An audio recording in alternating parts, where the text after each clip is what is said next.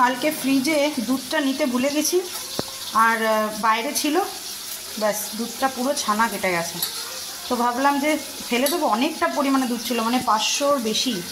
তো ওই জন্য ওর মধ্যে একটু বাঁধাকপি কুচি আর নুন, হলুদ, কাঁচা লঙ্কা আর একটু বেসন দিয়ে ভালো করে চটকিয়ে মেখে এটার বড়া করে ফেলি। খেতে বেশ ভালো লাগে। আমি ওই রাধা অষ্টমীর দিনকে এই বড়াটা প্রথম বানিয়েছিলাম, বেশ ভালো লেগেছিলো খেতে। মানে রাধা অষ্টমীর দিনকেও সেম কীর্তন হয়েছে।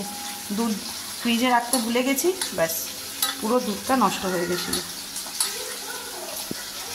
আজ হচ্ছে সেই দিনটা, যেই দিনের জন্য আমি এতদিন ধরে অপেক্ষায় ছিলাম যে কীরকম হবে, কেমন যাবে দিনটা। তো সকালটা ভালোভাবেই শুরু হয়েছে আমার। এখন বর্তমানে স্নান পুজো কমপ্লিট করে অলিকে আমি আলতা পরাচ্ছি। অলি রানীকে ভাত টাত খাইয়ে স্নান টান করিয়ে একদম রেডি করে দিয়েছি, কারণ যাতে ভাতটা এই কারণেই খাওয়ালাম, আজকে একটু সকাল সকালই ভাত খাইয়ে দিয়েছি যাতে ওর খিদেটা না পায়। তো আমাদেরকে ম্যাম বলেছে যে 3:30 থেকে 4:45-র মধ্যে পৌঁছোতে।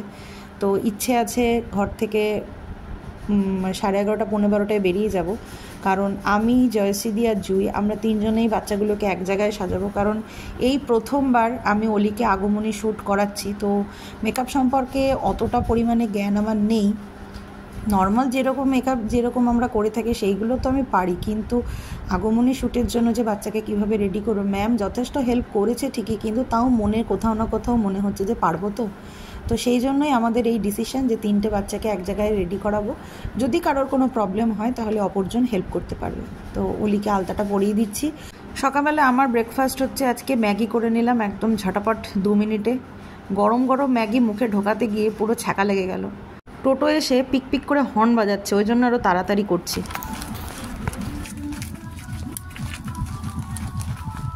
Good morning, welcome back to my channel. তো আজকে হচ্ছে অলির শ্যুট। তো এখন বেরোচ্ছি, এখন 12টা 12:30 মতন বাজে। এখন বেরোচ্ছি, এখান থেকে যাব হচ্ছে জুইদের বাড়িতে, ওখানে মেকআপ টেকআপ করে তারপর আমরা 3 জনে মিলে যাব স্পটে। টোটো ডেকে নিয়েছি, টোটো চলেও এসছে।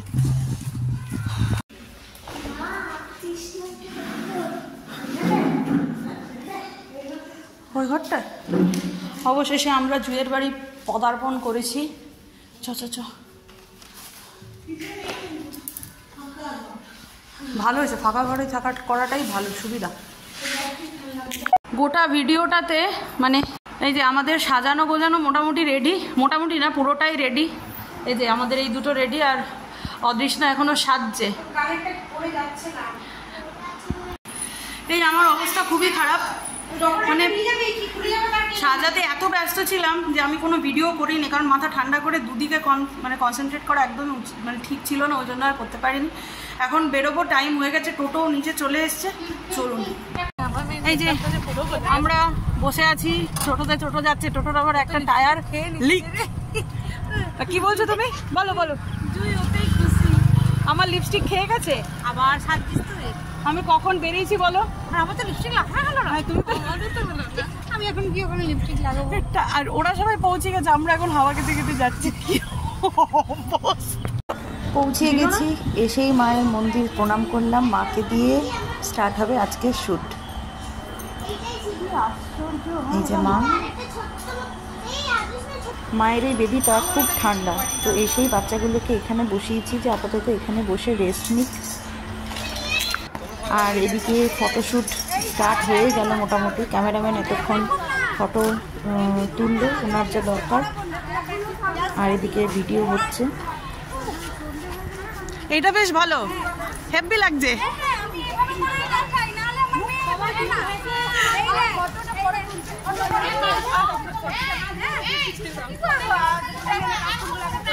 আচ্ছা, অন্ডাল শাখাতে তো 2টো ব্যাচ আছে, তো ফার্স্টে বাচ্চাদের ব্যাচটা ম্যাম করিয়ে দিচ্ছে। দেখুন, বাচ্চাদের ব্যাচটা ম্যাম করাবে, তারপরে আমাদের মেয়েগুলোর হবে।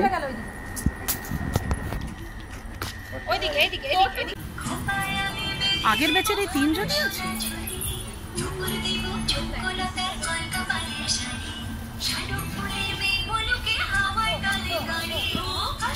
ওদিকে বাচ্চাগুলোর শ্যুট হচ্ছে, আর এইদিকে দেখুন আমাদের গরমে ঘেমে একাকার কাণ্ড সিদ্ধ হয়ে যাচ্ছে। কি সুন্দর লাগছে না? এই যে ম্যাডাম, আর আমারটা তো চেটেই যাচ্ছে। দিল না নাকি? আমার মনে হয় ভয়টা সবারই আছে যে নাচটা কিরকম হবে। এইদিকে দুটিতে কি সুন্দর দেখতে লাগছে, প্রত্যেকজনকে মা মৃন্ময়ী রূপ যেন নিয়ে আছে সবাই। আর এই যেদিকে মা দাঁড়িয়ে আছে,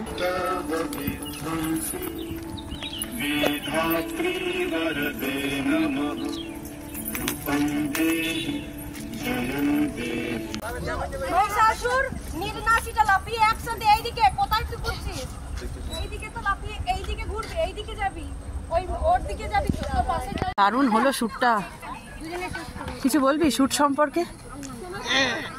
ইস, কটা থেকে সাজাতে বসেছিস?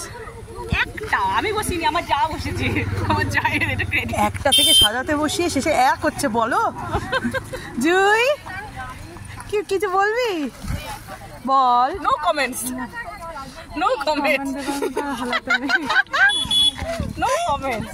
সবাই টায়ার্ড হয়ে গেছে, কি অবস্থা।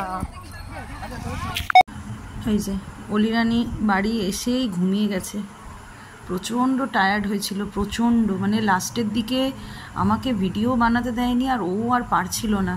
মানে কয়েকদিন যাবত এই ডান্সটা নিয়ে এত প্র্যাকটিস হয়েছে ওর, তার উপরে পরীক্ষা, এত প্রেশার হয়েছে না, মানে কি বলবো। বাড়িতে এসে আর পারছে না, কোনো রকমে মেকআপটা তুলে শুয়ে পড়েছে, ঘুমিয়েও গেছে। একেবারে রাত্রে খাওয়ার সময়তেই ডাকবো। এখন মা ওই যে অলিকে তুলছে। আসলে এসে না আমিও একটু ঘুমিয়ে গেছিলাম। এখন রাতের খাবারের ব্যবস্থা করেছি। সারাদিন এত দৌড় ঝাঁপ, এত কিছু হয়েছে না, আজকে আর রাত্রেবেলা রান্না করিনি। মিস্টার দাস বাইরে থেকে খাবার নিয়ে এসছে। এখানে হচ্ছে চিকেনের ওই স্টমাক আর মেটে দিয়ে একটা ওই কারি টাইপের নিয়ে এসছে, আর এর মধ্যে আছে হচ্ছে পরোটা। তো এই আজকে রাত্রের ডিনার। তো এখন সবাইকে বেড়ে দেবো, খেয়ে দিয়ে শুয়ে পড়বো। সত্যি বলতে আমি যতটা সহজ ভেবেছিলাম আজকের দিনটা, ততটা সহজ একদমই হয়নি। প্রচণ্ড খাটনি গেছে। আর এখন মানে জাস্ট শুতে পারলে বাঁচি, এত ইয়ে লাগছে। মানে পায়ের তলাটা এত ব্যথা করছে যে অলি তো এসেই শুয়ে পড়েছে, আমিও একটু চা খেয়েছিলাম, খেয়ে আমিও একটু শুয়ে পড়েছিলাম। এখন মানে খিদেও পেয়েছে, আবার খেতে ইচ্ছাও করছে না, এরকম একটা ব্যাপার।